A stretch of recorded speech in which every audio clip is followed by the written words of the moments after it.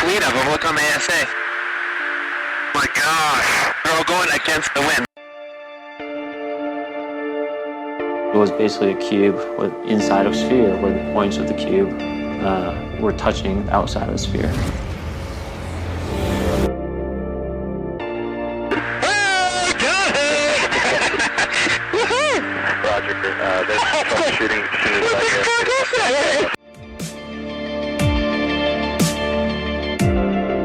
So this isn't anything that just is limited to the United States. It's a worldwide phenomenon.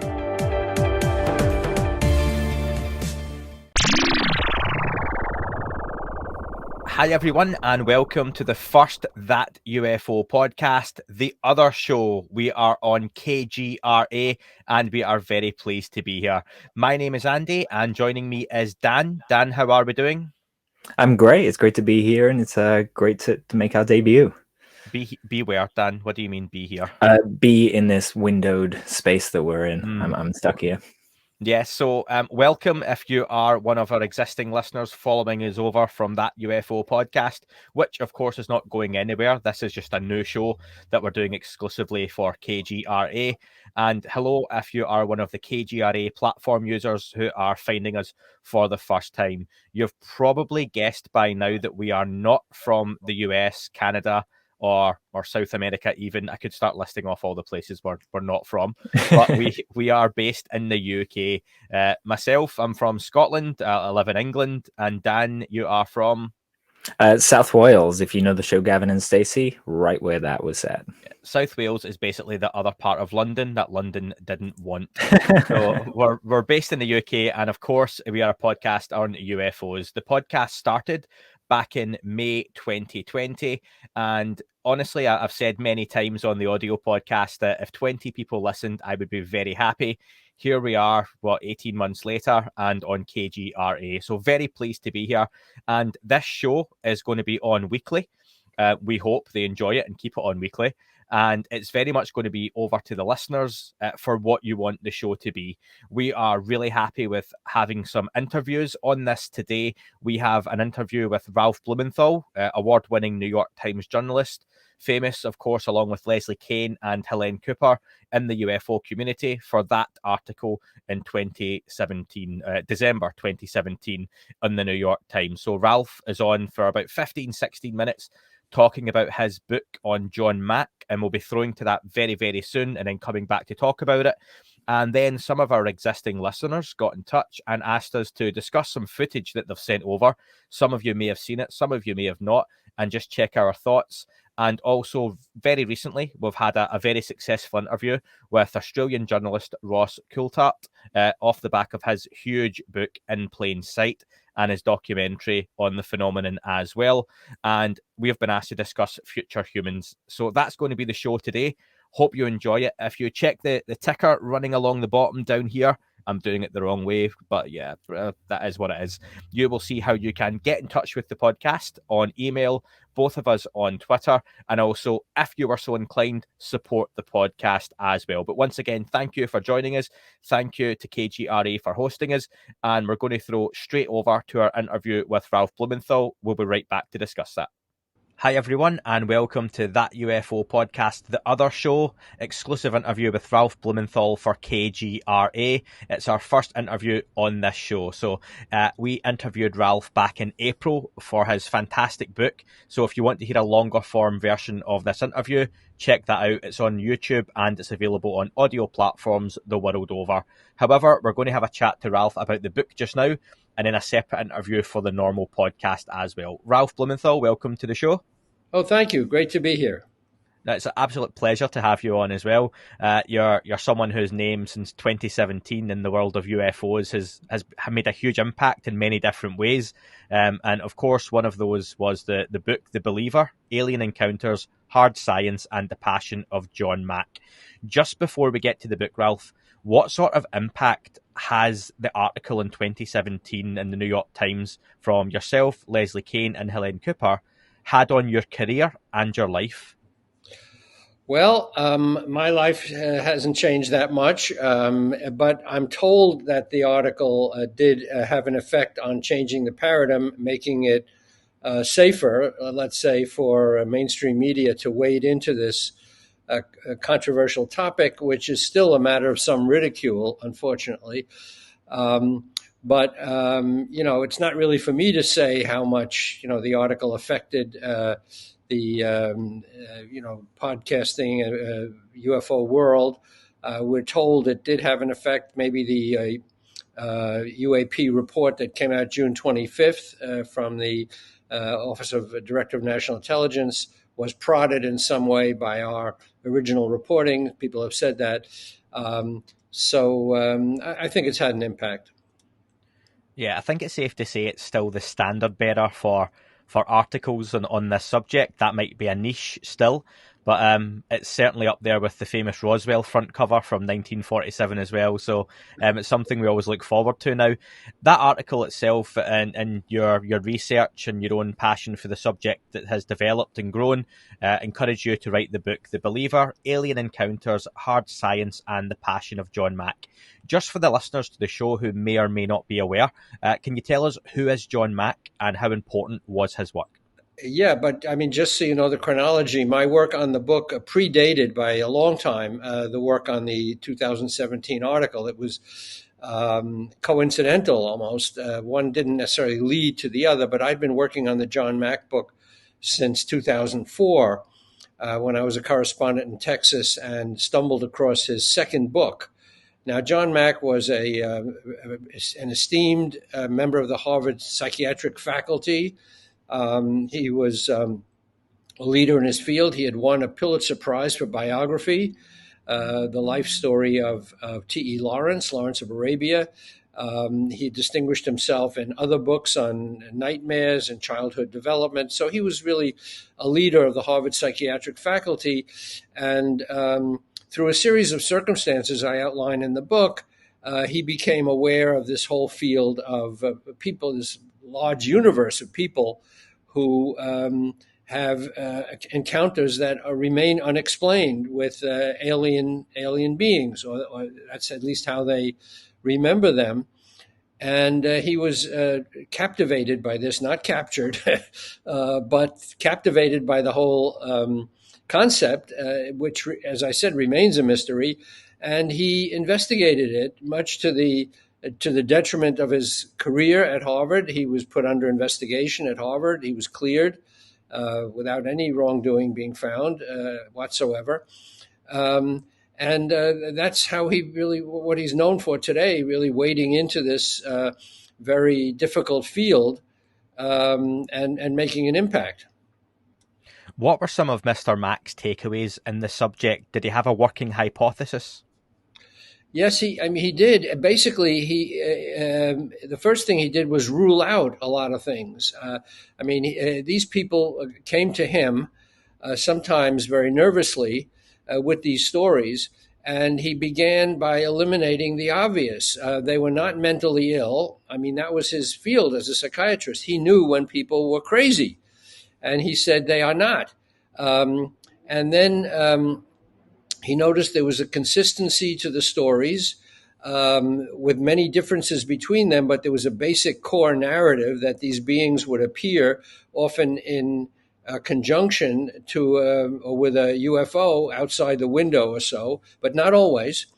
And these people would be beamed through solid walls and closed windows to some kind of a craft for various pseudo-medical procedures, often including the taking of eggs from women and sperm from men for evidently the breeding of a hybrid race. So that's the core story. Now, John Mack quickly found that these stories were being told by children as young as 2, so they weren't getting it from movies and books. And there were various physical bits, I would say, of physical evidence, not quite far from, ironclad confirmation, but, the sighting of UFOs, some scars that they couldn't explain afterwards, the consistency of the stories, the fact that there seemed to be no common denominator in these people. They weren't one kind of person. They came from all walks of life.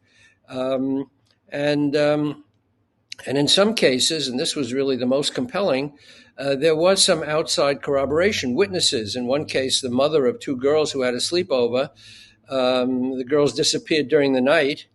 The mother found them missing, called the police. They searched everywhere, and the girls were later found in their beds. And later they recounted some kind of an abduction experience during the night. So here's a case where, the mother could independently verify that the girls were missing at that time. But in some cases, people weren't physically missing. It's a very complicated story. Do you think John Mack would have seen a reduced stigma if he was doing the same work now as he done back then? Well, I think, we've made quite a bit of progress in terms of confirming the physical existence of UFOs. I mean, the UAP report, they call them now unidentified aerial phenomena. The Pentagon prefers that. I guess it sounds less controversial somehow than UFOs, but you can take your pick. That report that came out June 25th says bluntly that these things exist. We don't know, the government doesn't know where they come from, whether they're intelligent or not, how they got here, what they want with us, but that's a big step forward. So I think John Mack would be encouraged to hear from the government that they are now confirming that UFOs at least exist. Now, they're not saying anything about aliens because they don't know and we don't know, and they prefer not to speculate. But as I said, John Mack found this association between UFO people who claimed or seemed to remember some kind of an abduction experience, also remembered often a UFO, in the vicinity. So I don't know what he would think today. I think he was very courageous, and I think he would just plow ahead and try to figure this thing out. I mean, it remains a colossal mystery.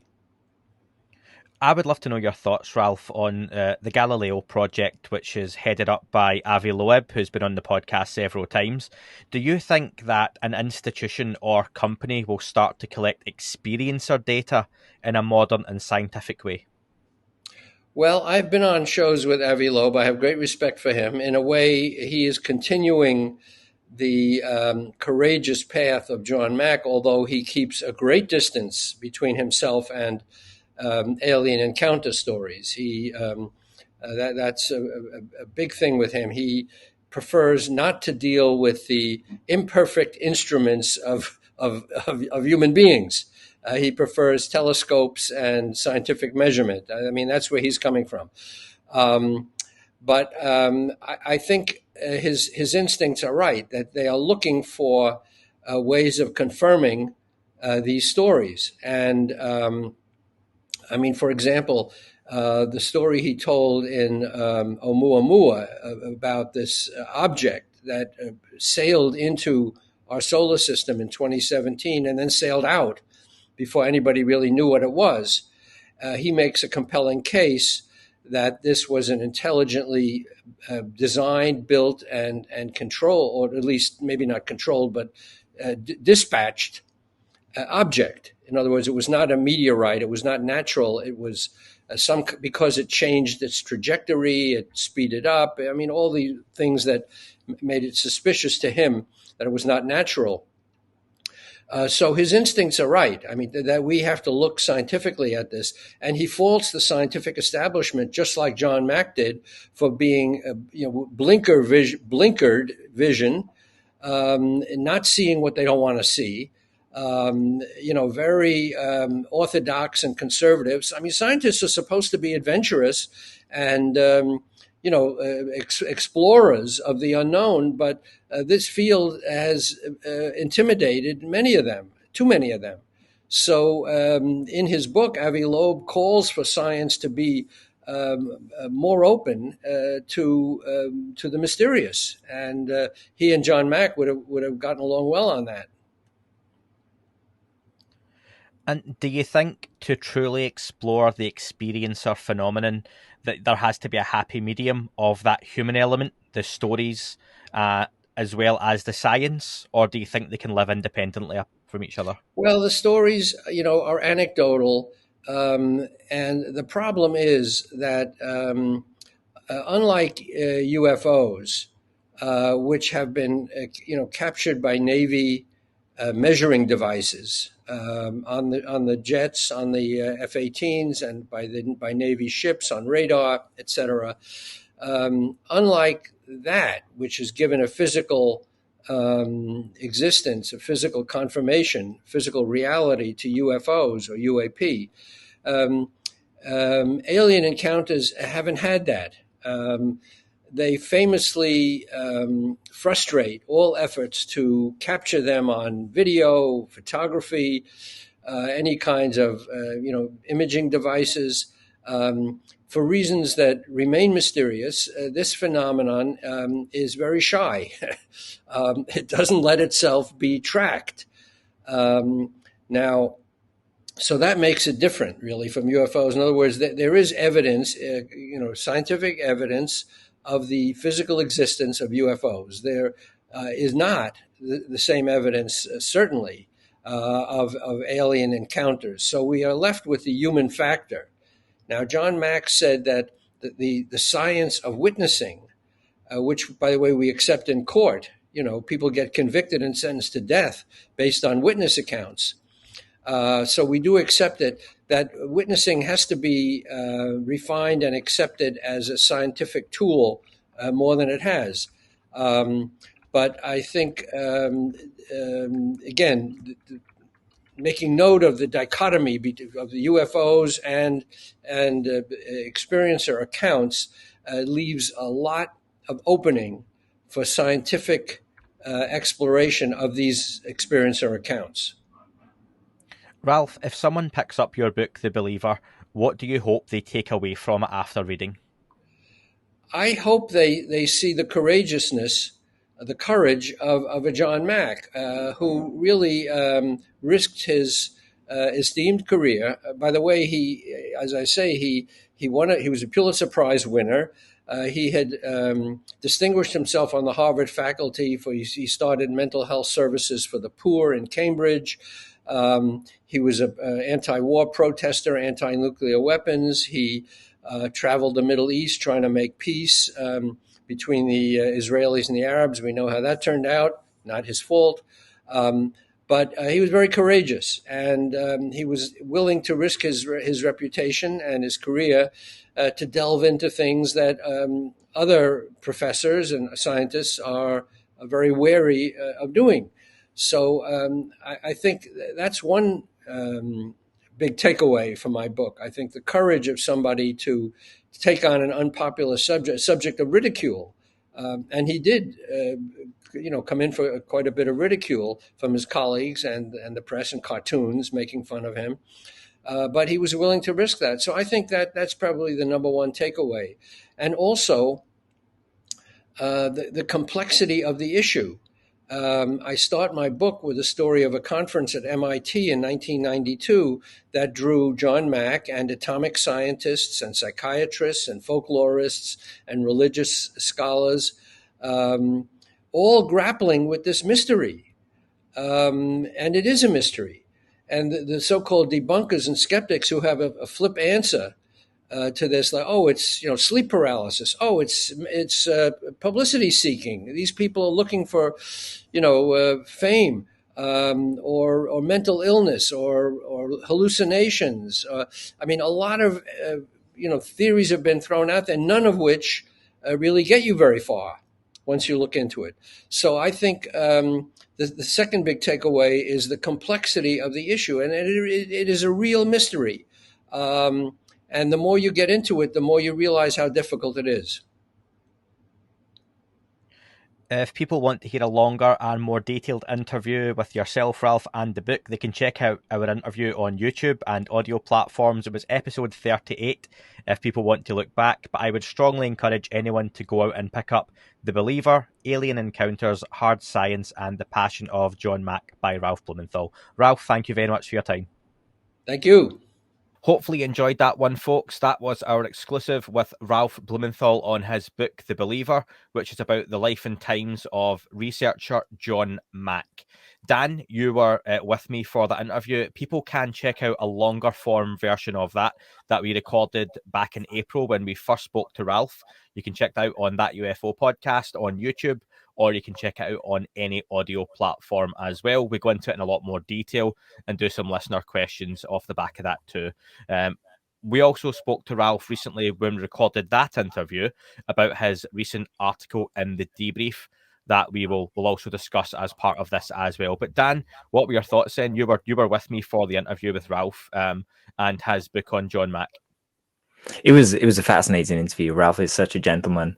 It's always intimidating to talk to very experienced people, let alone a Pulitzer winner. But he was fascinating. We discussed everything from, or you guys discussed everything, I should say, from experiences, the relationships to UFOs, because of course not everyone that gets abducted sees a UFO, and vice versa. Why the recent piece, the debrief piece, wasn't in the New York Times. And interestingly, you guys spoke about the Wilson documents, and Ralph said that they were never actually in the article. So they weren't cut from, the article that came out a while ago that everyone thought. They were just never in there, and it never got to the high level of proof it needed to be put in the New York Times. Yeah, I thought he was going to spit on me at that point when I brought that up. But yeah, he very quickly let us know that, do you know what, it wasn't going to be in there. And I think that was one of those things back earlier in the year when we started hearing about crash retrieval articles and such, what may or may not have been within those. And I don't think it's a secret that Ralph and his colleagues were unhappy at the internet hype that went on at the time and has continued around some of these pieces. And it can be really, really detrimental to what eventually does get in, just because of the way it was discussed online. Is that fair though, Dan? Do you think that's something that people should hold back on? Because how can you get the general public and general population online to not discuss these things? Yeah, absolutely. I think the issue was that someone posted a live stream when Ralph was talking to someone about that the Wilson Davis documents, and the notes and the conversation from that live stream got out, and they were discussed, and it generated kind of a lot of expectation. And as we all know, big hype, big letdown. And for me, it was great to hear Ralph say that it was never in the article, and it was interesting and something that I think we all. We all care about. We don't want to negatively affect the discussion of this subject in the community. So it's something to take to heart, his little rant, like it's great to have exciting news, but sometimes we should bite our tongues and let it develop how it does. Yeah, and you know what? Even to now, with a large part of what Ralph's work has been focused on with the book and his article in the Debrief is on experiencers, people who have either a physical or non-physical experience with beings, craft, or otherwise. It's a really sensitive subject because they can go through some really traumatic and harrowing experiences. We hear so much about these, positive experiences, but you hear about as many negative ones as well. All sorts of theories are thrown about, whether these are based off of some childhood trauma or they don't actually happen, that they're dreams. But there just seems to be a lot of evidence that, there are some people that do have a very real and genuine experience, whether that is a physical or non-physical one that happens. What is your take on the abduction phenomenon itself anyway? It's really interesting. I don't think it's as clear cut necessarily as something comes from another planet and swoops someone up in a light beam. A lot of these experiences are to do with consciousness. And people are in kind of beds, and their partners kind of disappear from their view, and it's almost like it happens in the same space as dreaming, which is what we always think of when we think of kind of the astral plane and lucid dreaming and sleep paralysis and all those things. And I'm intrigued by the research currently going on with psilocybin and use there, because a lot of the same patterns are coming up. So I think we're starting to kind of get a grasp on some kind of new language we can use to talk about these things. We spoke to Dr. Andrew Gallimore a couple of months ago on psychedelics and gateway drugs, as they're commonly known.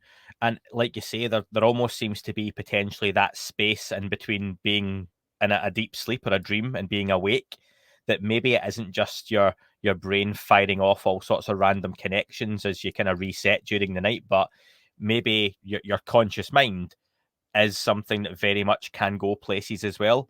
And potentially there are people who are having abduction experiences that we talked about. The example, Dan, you said, like, people see their partners disappear from their bed beside them, but equally you could potentially see your partner in bed the whole evening or asleep on the couch, and they are having some kind of non-physical abduction experience where the mind goes but the body doesn't.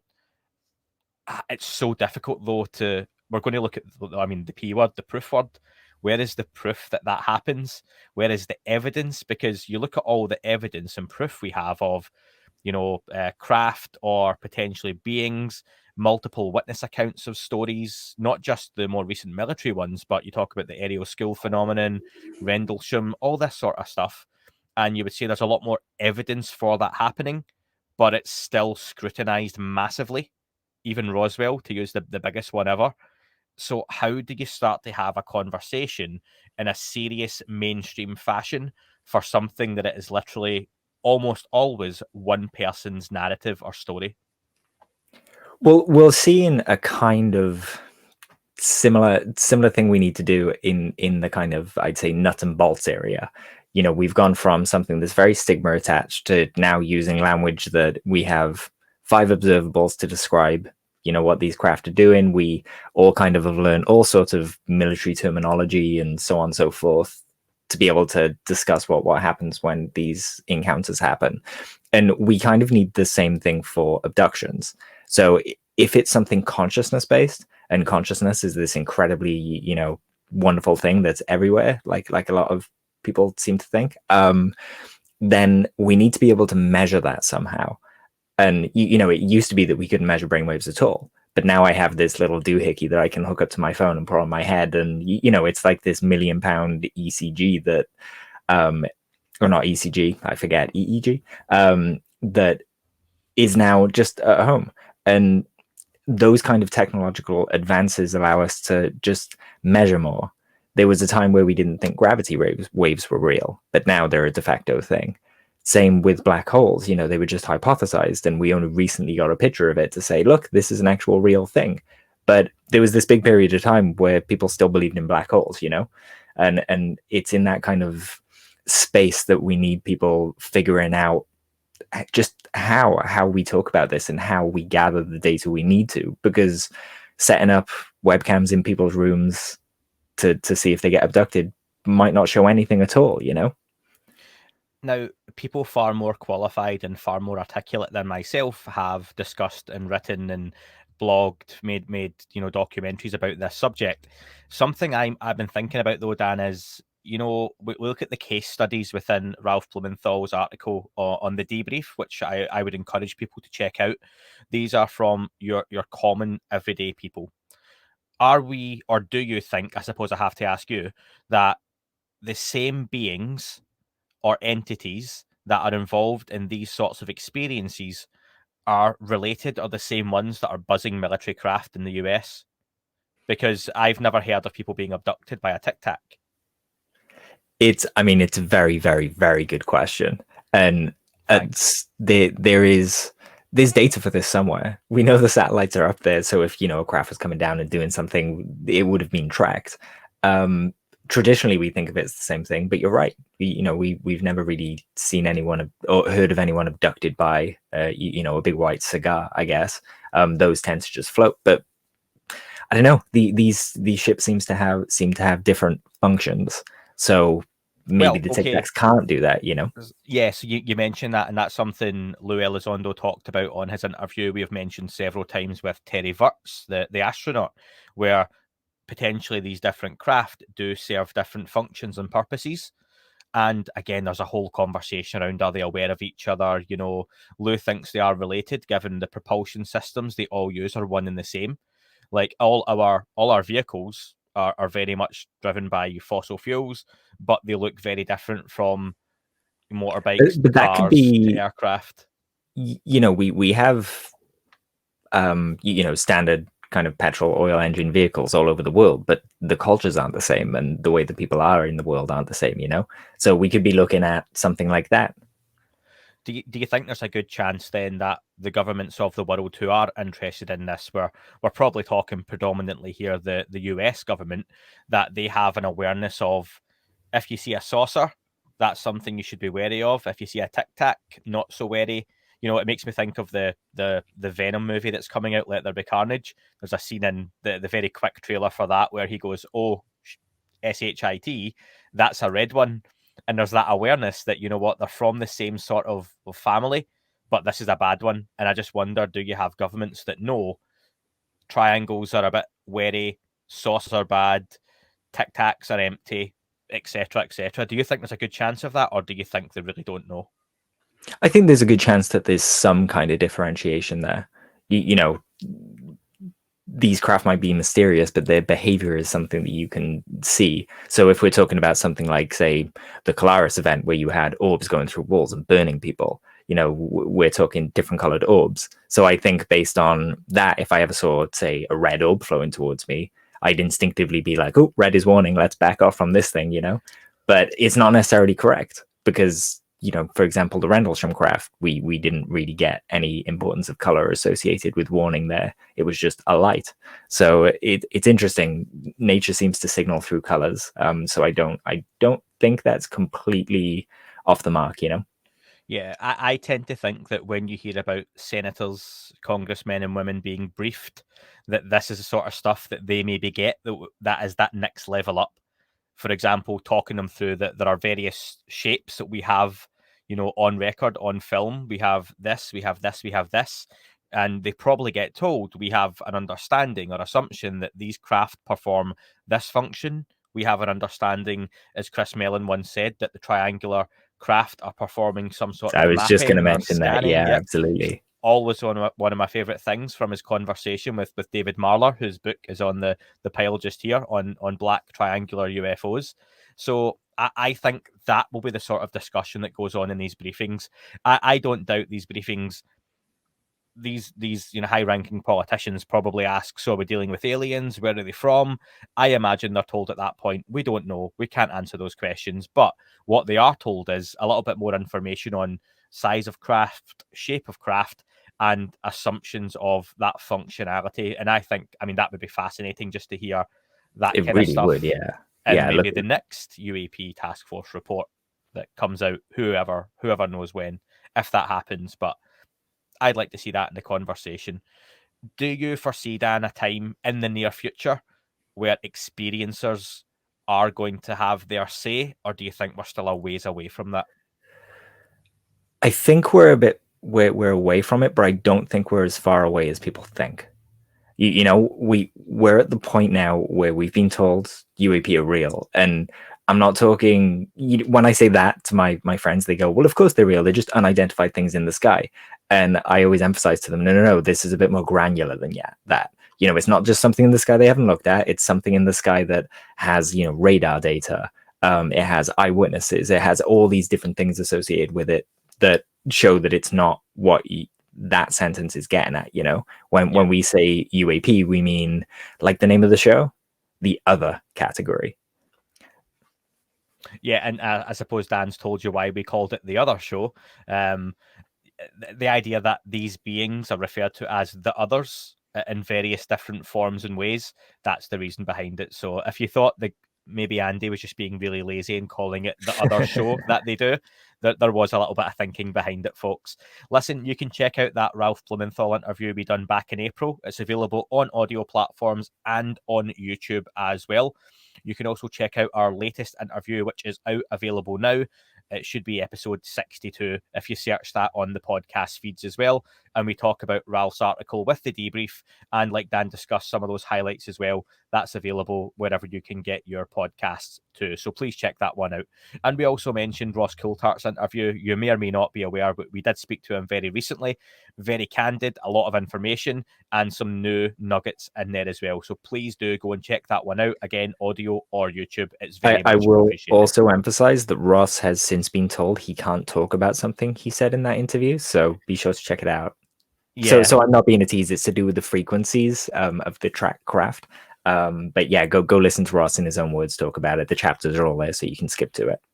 He got into a little bit of trouble, didn't he? But that's we're not to blame for that, and neither's he. It sounds like he went a little bit further than he was expected to, or even he expected to go himself. I don't think it was the Men in Black though, so I don't think there's need for anyone to go. The government go to Ross, Nope. And if you've got a count of taking a shot for every time Dan hits his microphone, there you go. There is take 2 shots, because he's just done it twice. He's done it about 3 times before we hit record as well. Very handsy. Moving on to the last part of the show today, it flies by. We have a bit of a listener section, and I want to try and make sure the last third of each show, or last part of the show, is over to you, the listener, the viewer.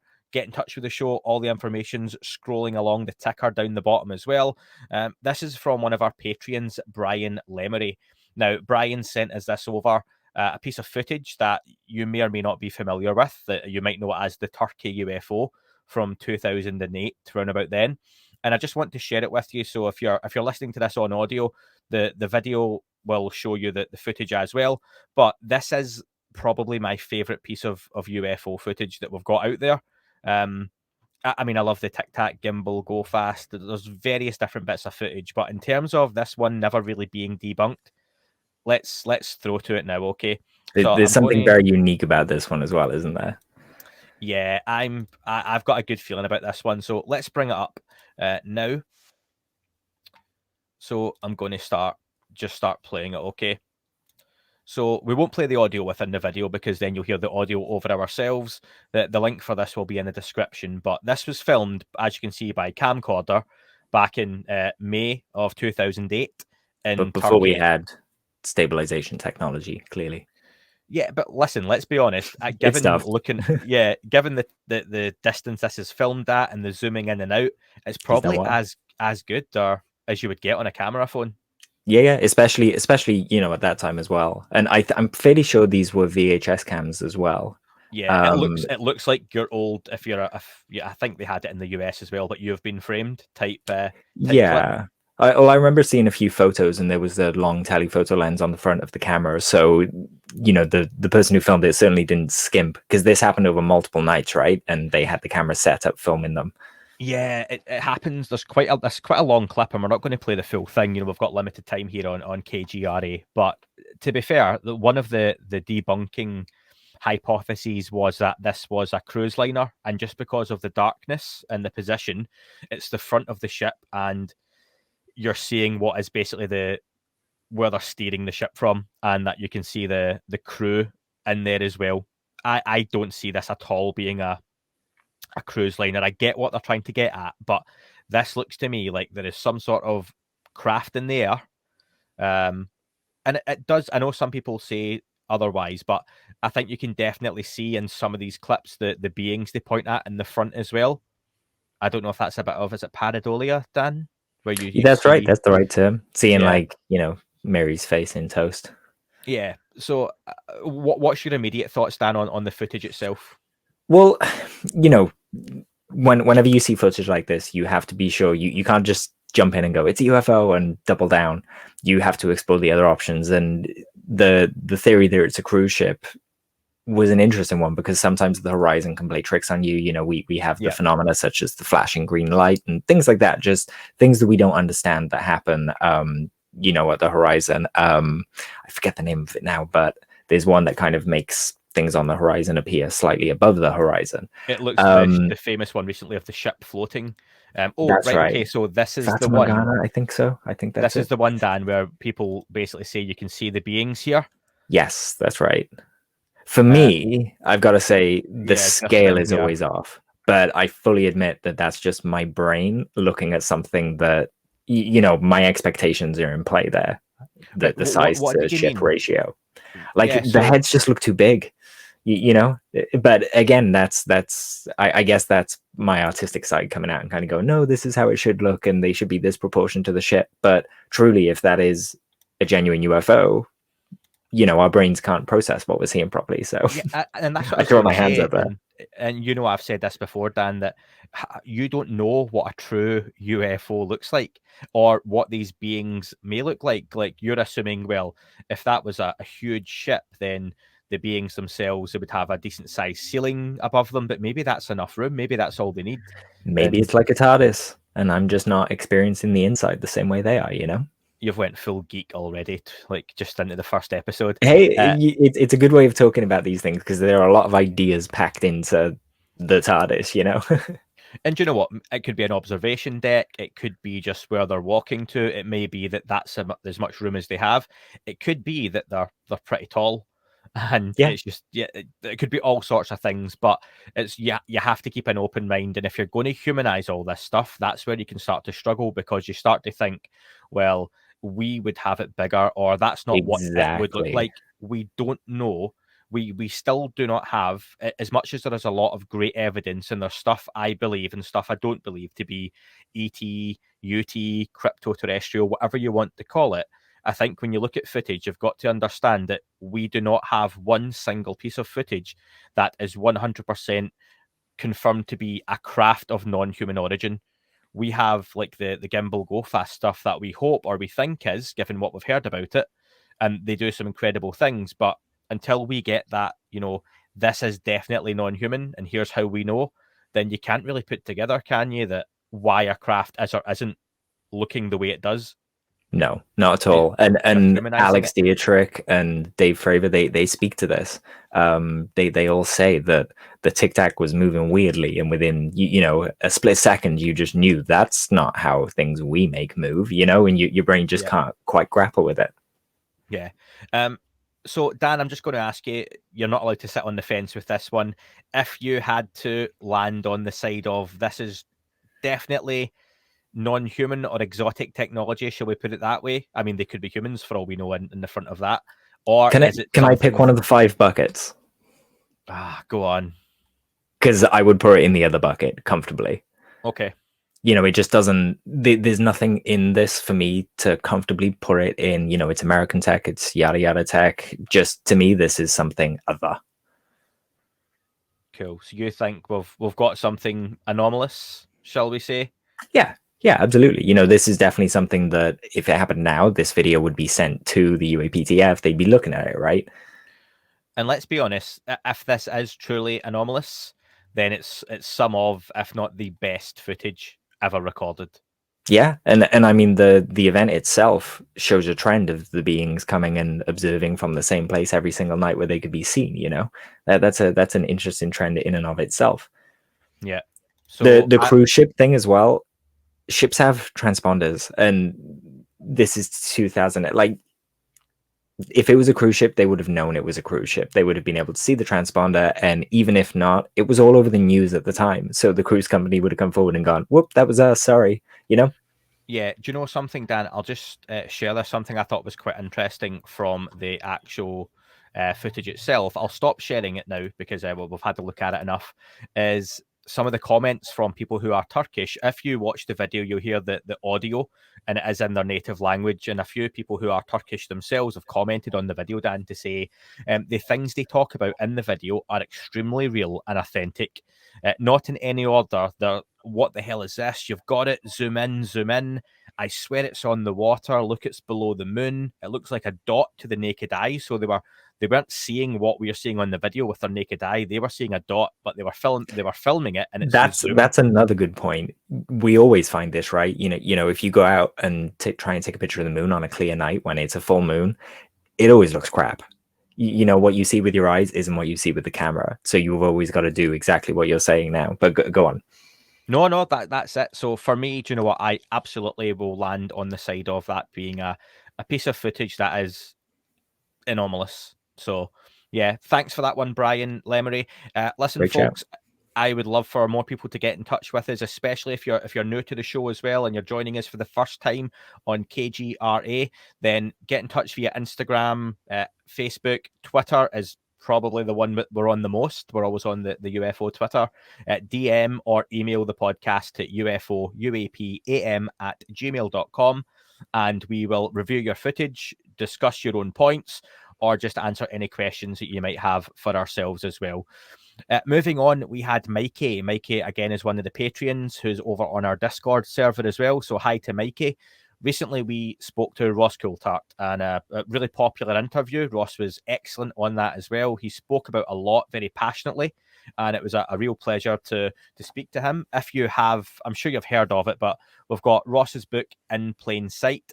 Absolutely, probably the book of the year in terms of UFOs. There's been a lot Fantastic of great ones, read, but yeah, Ross really distilled, because it's, no one's going to yell at me for saying that these are muddy waters in this subject, and I think Ross did a really good job of kind of filtering that muck out and narrowing people's focus in, to where we need to be looking. Do you know what? And I don't think he'll mind me saying this, but there was so much brought up in the body of the interview that some people who are very well versed on the subject chipped in to say that Ross isn't necessarily bringing up everything that's brand new. There's a lot of stuff that Ross is new to in this subject and he finds for the first time, but he's done the digging off the back of it as well. And for example, there was a talk of a crashed craft in Mexico, and Ryan Sprague, who is also on KGRA with Somewhere in the Skies, had mentioned that he had actually done a show some time ago based on this crashed craft. And Ryan, and he tagged the show in it as well. And I said to Ryan, do you know what? I hadn't heard of that. And I think something that does benefit this is Ross is bringing a whole new audience into this as well with his credibility and mainstream credentials. What that is allowing people to do, though, is go and find information and find cases that they didn't even know before. I would love to think that off the back of Ross bringing that up, and people, even like myself, who wasn't aware of that case, that I'll go and check out Ryan's show and check out his deep dive into that. And again, anything he brings up, people come into it and go check out people's shows with Lou Elizondo, other journalists like Ralph Blumenthal, Leslie Kane, George Knapp, obviously, famously. So that's a real benefit of something like In Plain Sight, bringing together a lot of well-known information in a very concise way. It hits a nice tone, but also there's a lot of new information in there that, because Ross is hearing it for the first time, he's maybe not had that confirmation bias that other people would have, that, well, this definitely happened this way. Ross hears the outline of it and decides, do you know what? I want to know more. And he goes and speaks to those big players as well. And I think that's a really good thing the book does. Yeah, absolutely. Ross, he used what we call snail mail, because there's, I don't know if you know this, he did an investigation into phone hacking, and found that pretty much any encryption that we have on our devices can be easily broken. And this investigation was a while ago, and it includes Signal as well. So just a heads up. Ross is a very experienced researcher. He does the right thing by the public, and speaks the truth out loud, which a lot of people don't do. So yeah, huge respect for Ross and the amount of legwork he puts in. Well, one of the talking points, Dan, that Ross brought up was picked up on by Mikey over on Patreon. And he said to us that he would love for us to explore the future human hypothesis presented by Ross Coulthart recently, and how we would or could be in a future confrontation. Are they meddling with us now to impact the timeline to their benefit? Ross did a tweet where it's been made possible in theory this could happen. Personally, Mikey prefers the alien hypothesis because, I think he's just a bit attached to it. But the future human one is... it's not new, but it's something that more and more we're hearing brought up by officials and being discussed as a real possibility. Where are you on this one? I really like the idea. I recently finished watching Fringe, and this seems kind of right up that street. And the idea in Fringe is that, and there's a lot of crossover. I'm not saying that it's true. It's just a way of talking about it. That time happens, future, past, present, happens all at once. And because the universe is infinite, every possible future and every permutation of the past and present happens too. And in the show Fringe, one of those possible futures is full of kind of, to us, they would look alien, but they use a lot of tech. They've lost their emotions, and they're coming back to the present to ensure that theirs is the timeline that exists. I think that's a really interesting idea. It could be in play for, reveal yourselves too soon and you don't get the right timeline. And there's all these interesting implications to that idea. But we should be, the word alien, it means a certain thing, and humans could still be alien to us. If I rock back with my iPhone 100 years, I'm fairly sure someone would shout witch or alien to me, Yeah, maybe not witch, but yeah.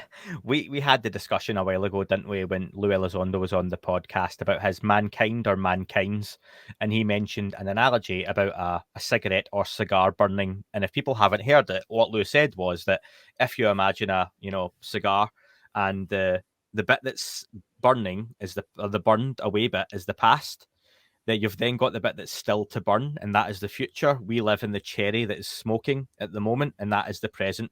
But when you look at it, it's not symmetrical, and it will just, be like a kind of jagged line with some bits overlapping.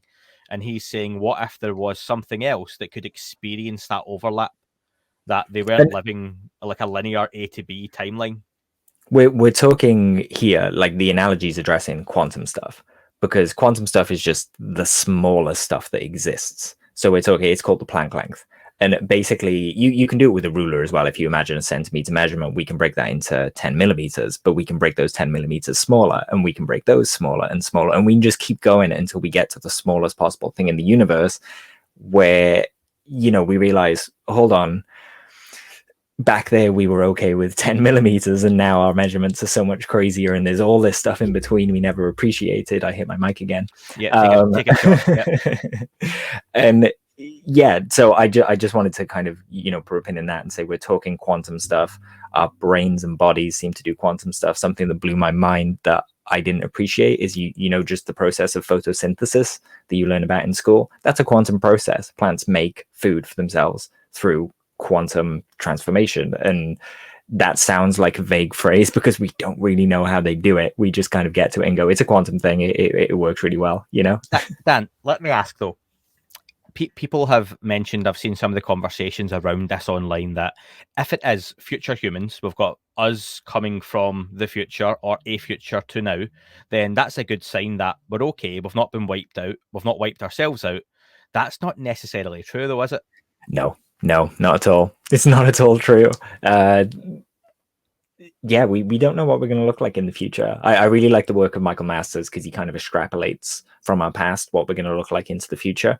There were also some NASA studies done where they looked at kind of the aging process and what was happening to astronauts when they were in space. And generally, the eyes get bigger, the brain gets bigger, our bodies wither away. And you can kind of see that I'm just describing a gray at this point, right? Like, yeah. You jump 1,000 years into the future, and that's what you're looking at once we've been out traveling in space. So it's a really, really intriguing hypothesis to me. And in a way, I'd kind of be like, that's a bit boring. I was hoping for aliens, but it's still this incredible thing, right?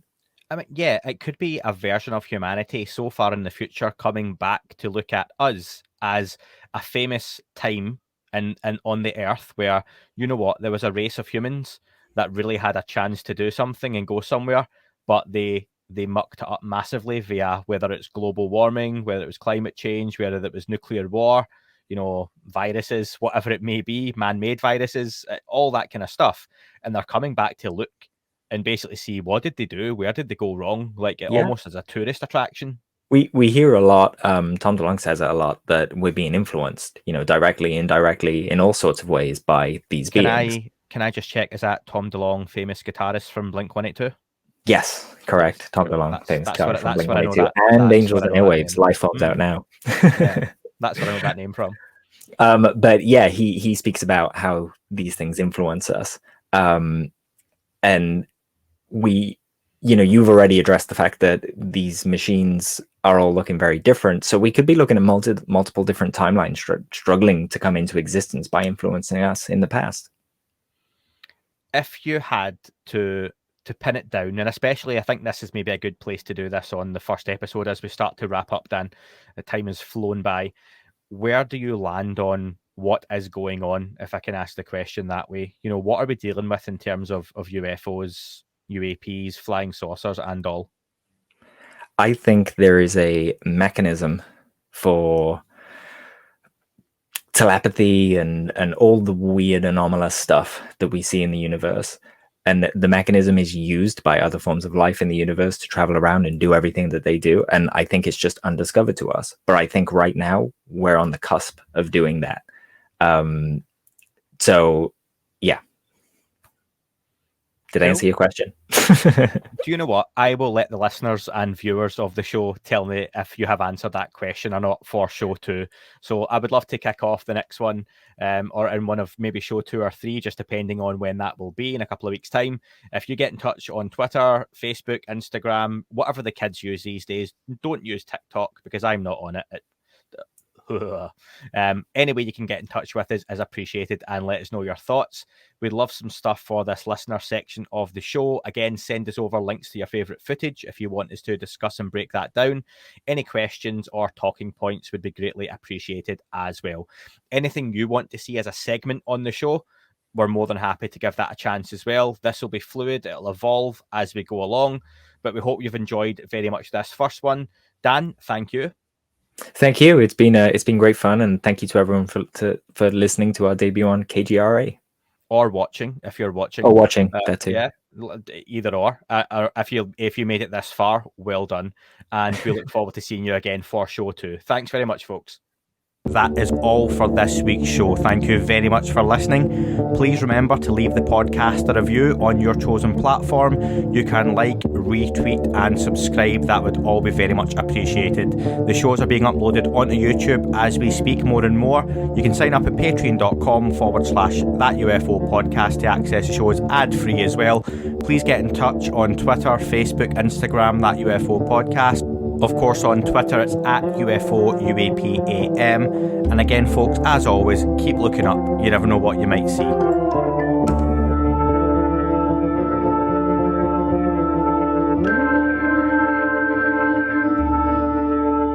It wasn't a tic-tac and not quite a saucer, more like a hubcap designed by Chaucer, a little Baroque and quite steampunk, like Alice was playing bass for the Parliament effect. The little fucker hovered right outside of my window, and when I shut out the screen, he made it an issue. I don't think he expected me to see